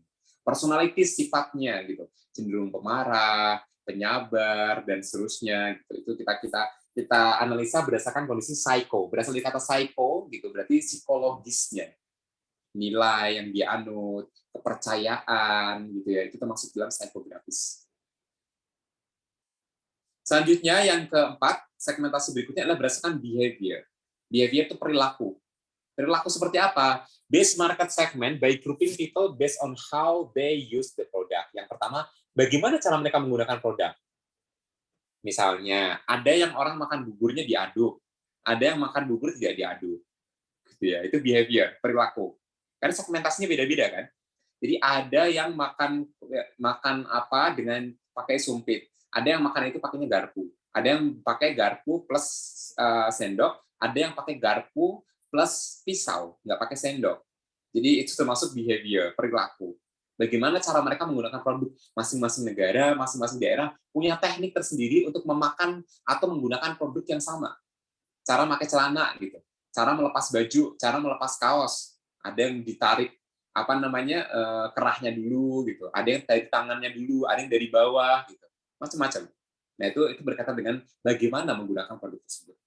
Berikutnya adalah produk loyalty. Nah behavior itu dia loyal nggak sama produk tersebut. Kalian termasuk yang loyal atau tidak sama produk tertentu? Ya mungkin ada yang loyal, ada yang enggak ya. Loyal itu artinya gunain produk itu terus nggak peduli produk lain itu diskon atau apa, nggak peduli. Udah cocok sama satu produk ya produk itu terus. Handphone misalnya, kan udah biasa menggunakan Vivo terus. Kalau udah biasa menggunakan Apple terus. Kalau udah bisa menggunakan Samsung terus. Nah itu termasuk namanya produk loyal. Itu behavior ya, perilaku. Itu harus diamati. Apakah ini rata-rata ini mereka loyal atau tidak dengan produk kita, atau berganti-ganti. Produk kita lagi nggak diskon, harganya lagi mahal, dia pindah ke produk yang lain dulu. Produk kita nanti diskon, dia balik lagi ke produk kita, dan seterusnya. Itu behavior. Selanjutnya adalah benefit they are looking for. Itu termasuk behavior ya. Keuntungan yang mereka cari gitu dari produk kita gitu. Itu termasuk behavior. Ada orang yang memang mencari keuntungannya berupa diskon tadi. Jadi produk kita tuh karena banyak menawarkan diskon, dia ingin dapat harga yang murah, diskon gitu. Ini behavior, perilaku. Terus kemudian bisa jadi produk kita tuh menawarkan kelebihan berupa kualitas. Yang dia cari, dia nggak peduli masalah harga, yang dia pentingkan quality misalnya. Ini behavior ya. Kan orang berbeda-beda ya. Ada yang belanja karena memang dia mencari yang barang berkualitas, ada yang berbelanja karena mencari harga yang murah, atau yang lagi tren, bisa jadi bukan murah atau mahalnya, tapi lagi tren misalnya, atau lain sebagainya. Alasan-alasan orang itu untuk berperilaku, bertindak, itu dipelajari dalam behavior. Oke, itu bagian dari segmenting ya, segmentasi. Selesai segmentasi, kita langsung masuk ke materi yang kedua, yaitu targeting. Target. The second stage, tahap kedua, in segmenting targeting positioning model adalah untuk mendetermine, untuk menentukan target dari segmen-segmen yang sudah ditentukan. Namanya targeting. Jadi target itu lebih spesifik ya. Tadi kan udah dikelompokkan tadi di gambar-gambar ini ya. Nah, ini. Nah, di antara 5 orang ini yang mau ditarget yang mana nih? Misalnya 2 orang bawah ini yang ditarget. Yang pakai rok aja nih, saya berarti perempuan aja nih fokusnya. Perempuan ini. Perempuan ini pendapatannya sekian dan seterusnya. Jadi lebih spesifik. Spesifik dari tiap segmen itu namanya target. Jadi yang ditarget tuh, dari segmen ini yang pakai rok aja nih, rok. Dari segmen ini juga sama berarti yang pakai rok. Diambil lagi. Jadi lebih disortir lagi gitu. Dari target-target dari segmen-segmen yang udah ada disortir lagi jadi lebih spesifik. Itu namanya adalah targeting. Target marketnya ya.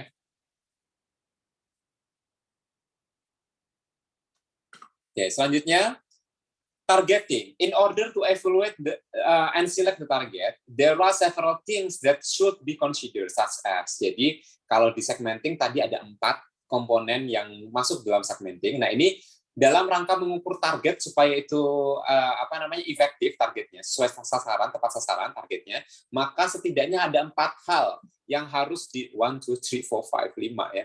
5 hal yang harus diperhatikan dalam menentukan target gitu ya, dalam menentukan target. Yang pertama adalah size, ukuran. How big is the market segmentation and its potential for the growth in the future? Segmentasinya sebesar apa? Ukuran. Tadi kalau segmentasinya luas banget, semua segmen itu dianalisa semua. Nah, tentunya nanti di sini mana yang potensial, dipilih lagi. Enggak semua segmen digarap gitu. Digarap lagi beberapa segmen, terus dari segmen tersebut dipilih lagi yang lebih spesifik, yang fokus benar-benar target barang kita tuh masuk dan diterima oleh mereka.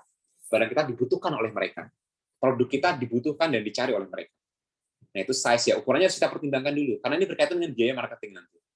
Kalau ukurannya besar, ya biayanya kan besar, biaya marketingnya. Kalau ukurannya kecil, ya berarti biayanya juga kecil, kan? Dan seterusnya. Jadi yang pertama perlu dianalisa dalam target ini seberapa besar market segmentasi yang akan digarap. Selanjutnya adalah profitability, profit, keuntungan.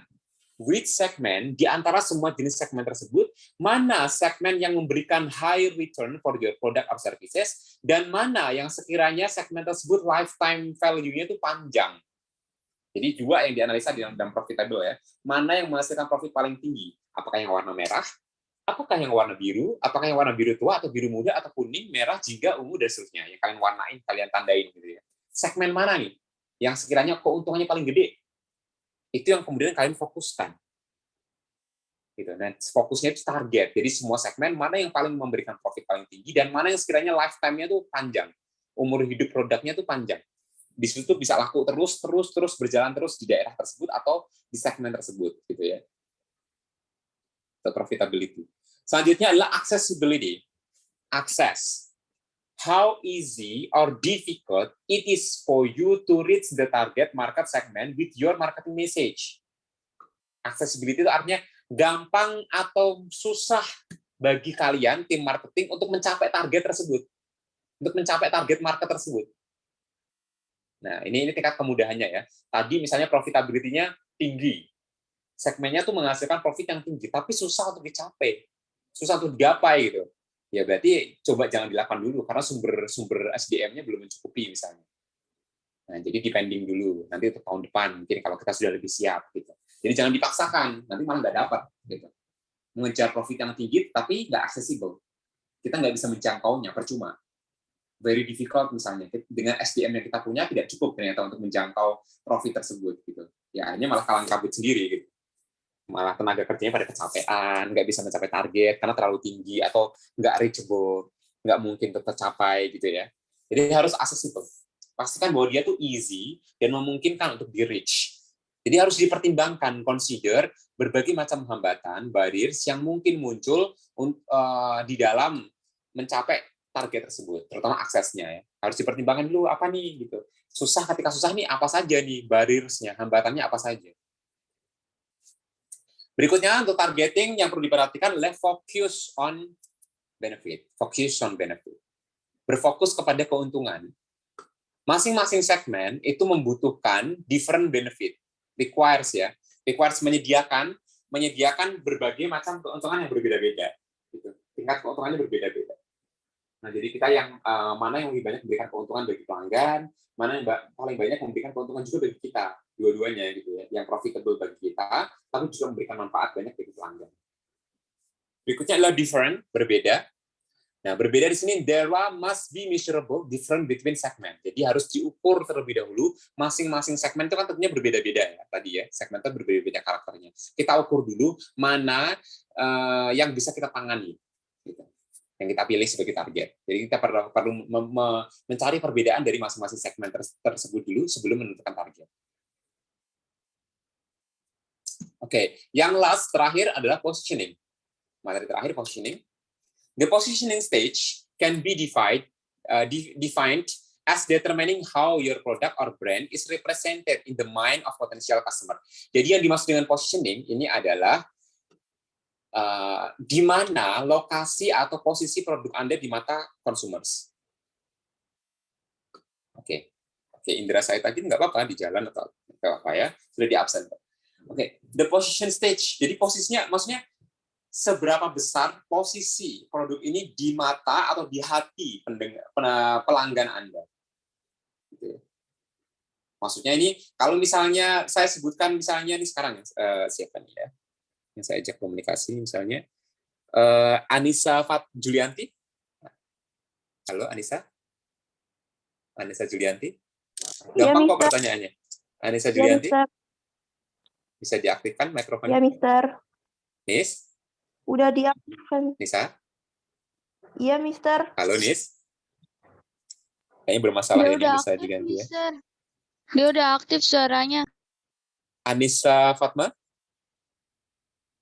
Anissa Fatma? Halo, Anissa Fatma? Iya, Miss. Nis? Nisa Fatma? Kok suaranya nggak pada masuk ke saya? Apa saya yang bermasalah? Coba tes vokal. Cek. Tes. Halo? Apa saya yang bermasalah nggak bisa menangkap suara kalian? Coba saya satu dulu. Halo? Cek sound. Nggak, maksudnya saya nggak bisa menangkap suara kalian nih. Halo? Halo? Oke, ya sudah. Jawabnya di kolom Halo. komen. Oke. Bisa nih. Nah, ini sekarang misalnya, sebutkan nama-nama bank di Indonesia yang kalian tahu. 3.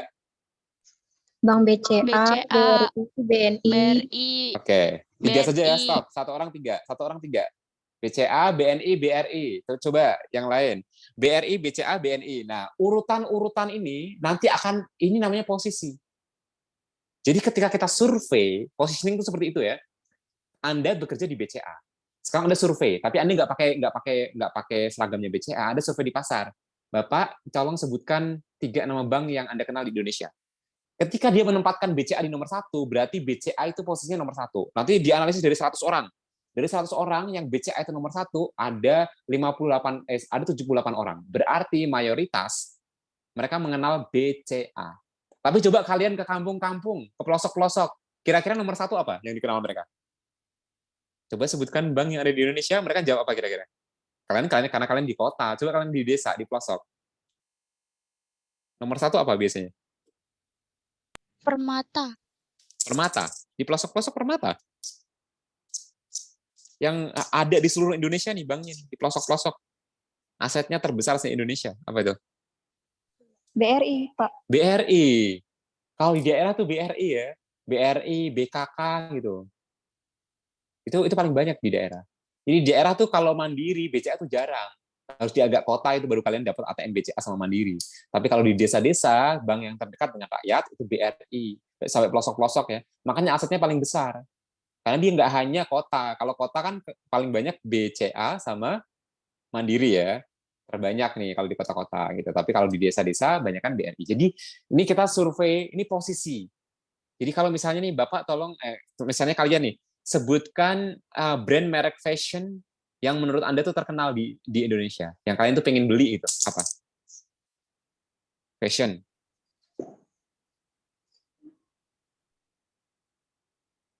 Apa?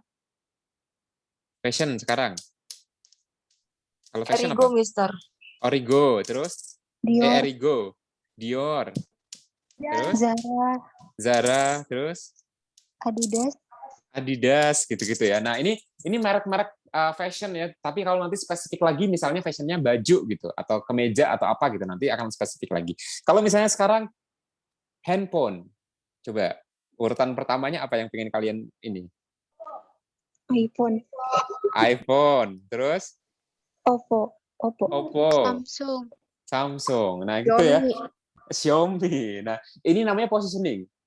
Jadi, ini kurang lebih kalian bisa membayangkan nggak tadi segmenting itu seperti apa, targeting seperti apa, positioning seperti apa.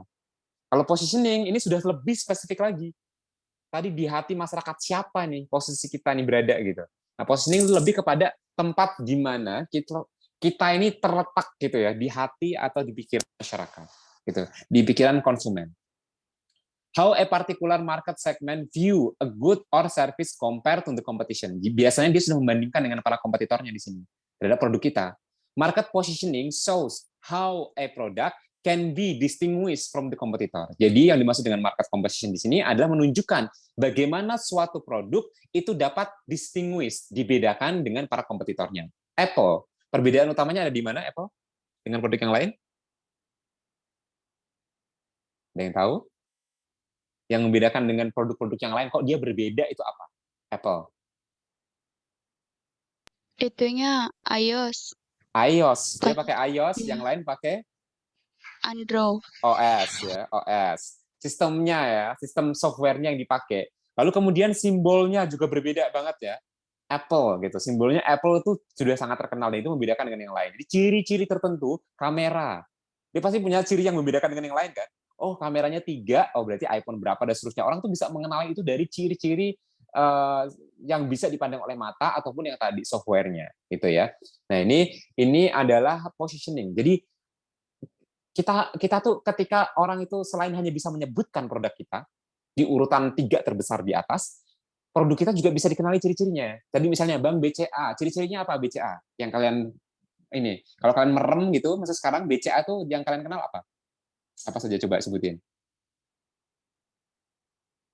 Warnanya mungkin apa BCA? Kalau dari BCA warnanya apa?